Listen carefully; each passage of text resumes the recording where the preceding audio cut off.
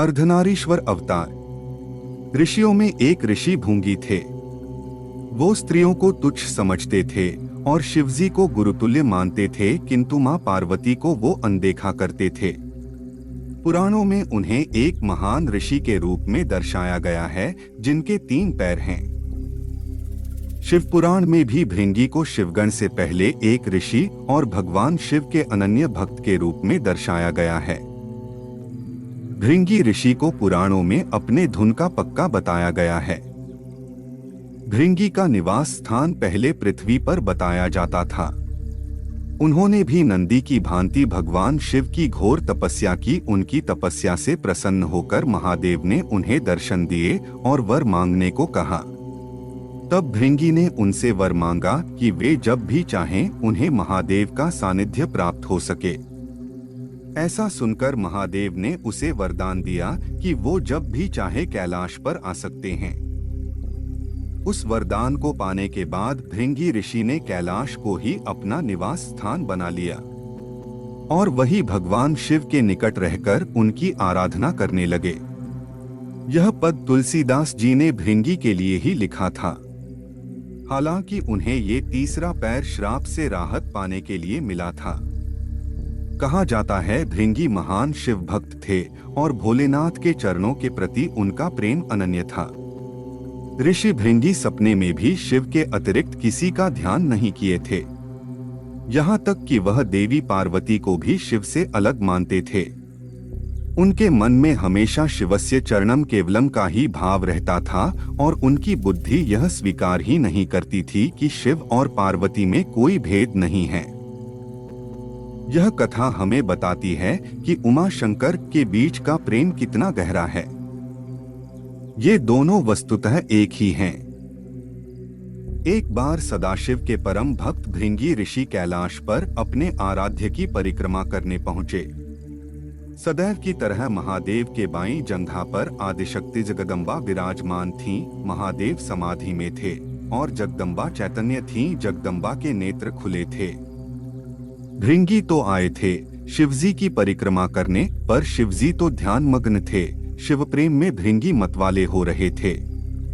वह सिर्फ शिवजी की परिक्रमा करना चाहते थे, क्योंकि ब्रह्मचर्य की उनकी परिभाषा अलग थी। पर क्या करें, पार्वती जी तो शिवजी के वामांग में विराजमान हैं। भृंगी अपना उतावलापन रोक ही नहीं पाए। साहस इतना बढ़ गया कि उन्होंने जगदम्बा से अनुरोध कर दिया कि वह शिवजी से अलग होकर बैठें ताकि मैं शिवजी की परिक्रमा कर सकूं। जगदम्बा समझ गईं कि यह है तो तपस्वी, लेकिन इसे ज्ञान नहीं हुआ है। अभी यह अधूरा ज्ञान का है, इसलिए उन्होंने भृंगी की बात को अनसुना किया। भृंगी तो हठ में थे, कुछ भी सुनने समझने को तैयार ही नहीं। फिर से पार्वती जी से कहा कि आप कुछ देर के लिए हट जाएं, मैं परिक्रमा कर लूं। मां पार्वती ने इस पर आपत्ति जताई और कहा कि अनुचित बात बंद करो। जगदम्बा महादेव की शक्ति हैं, वह सदाशिव से पृथक होने को कैसे तैयार होती। माता ने भृंगी को कई तरह से समझाया, प्रकृति और पुरुष के संबंधों की व्याख्या की, वेदों का उदाहरण दिया, परंतु भृंगी भी वैसे ही हठी की बुद्धि तो वैसे भी आधी हो जाती है। माता द्वारा दिए ज्ञान उपदेश उनके विवेक में उतरे ही नहीं। उनकी बुद्धि सृष्टि के इस रहस्य को समझने के लिए तैयार ही नहीं हुई। उन्होंने सिर्फ शिव की परिक्रमा करने की ठान रखी थी। माता ने सोचा इस अज्ञानी को कुछ समझाने का लाभ नहीं, इसे अनदेखा ही कर देना चाहिए। माता शिवजी से अलग न हुई। भृंगी ने भी हठ ही पाल रखा था। अपने मन की करने के लिए एक योजना बना ली। भृंगी ने सर्प का रूप धारण किया और शिवजी की परिक्रमा करने लगे।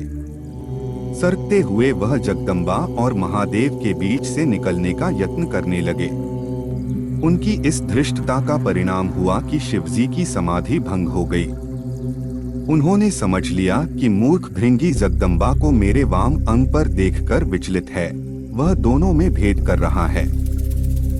इसे सांकेतिक रूप से समझाने के लिए शिवजी ने तत्काल अर्धनारीश्वर स्वरूप धारण कर लिया।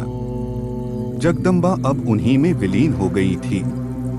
शिवजी दाहिने भाग से पुरुष रूप में और बाएं भाग से स्त्री रूप में दिखने लगे। अब तो भृंगी की योजना पर पानी फिरने लगा।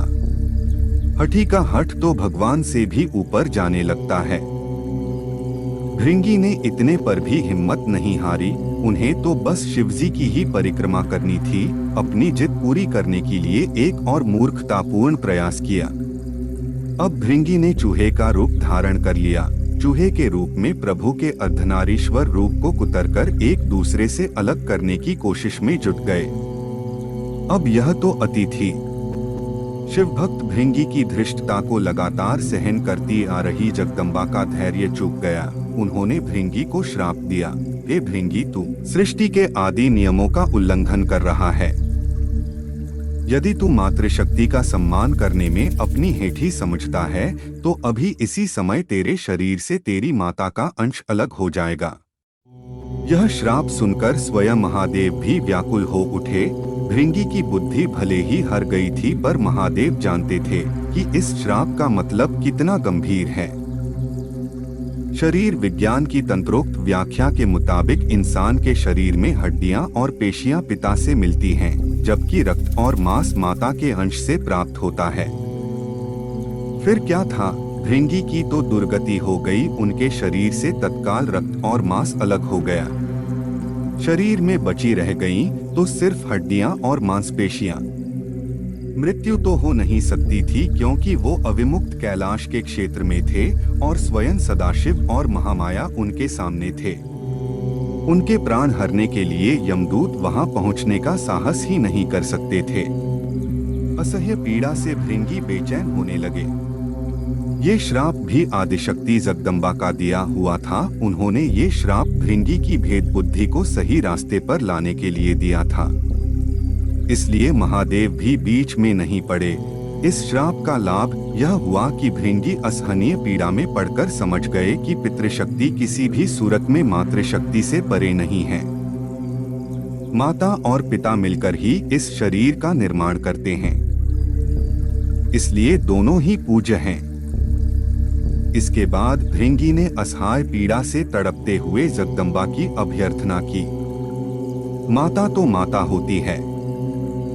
उन्होंने तुरंत उन पर कृपा की और भृंगी की पीड़ा समाप्त कर दी। जैसे ही माता ने अपना श्राप वापस लेने का उपक्रम शुरू किया, तब भृंगी ऋषि ने माता को श्राप वापस लेने से रोका।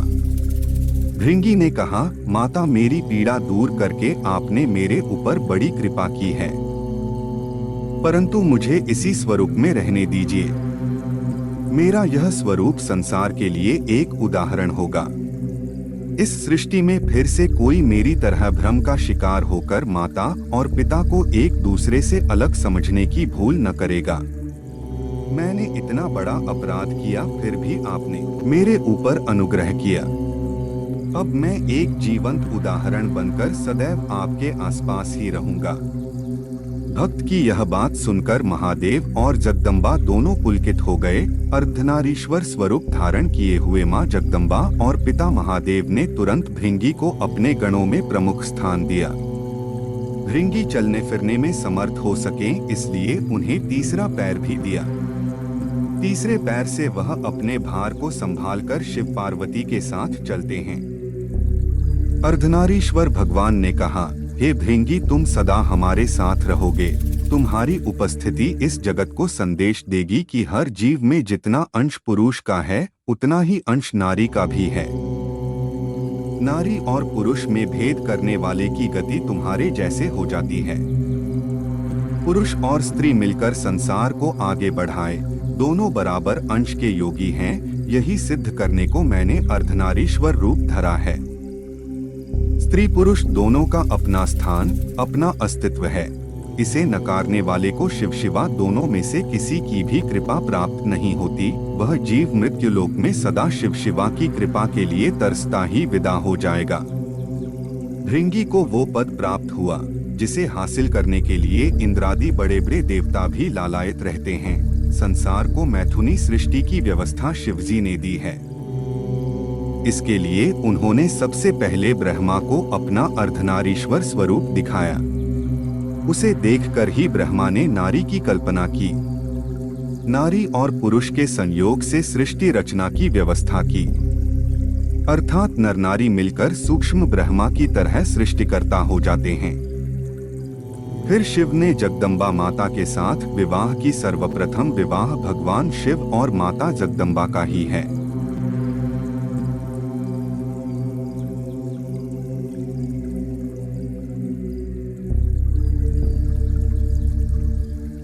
Thanking you for watching. तो दोस्तों, कैसी लगी यह वीडियो? अगर आपको हमारी यह वीडियो पसंद आई हो तो इस वीडियो को लाइक और शेयर जरूर करें। और ऐसी ज्ञानवर्धक रहस्यमयी वीडियो देखने के लिए हमारे चैनल अजय डिवाइन ज्ञान को सब्सक्राइब करना न भूलें। अपना कीमती समय देने के लिए आपका धन्यवाद।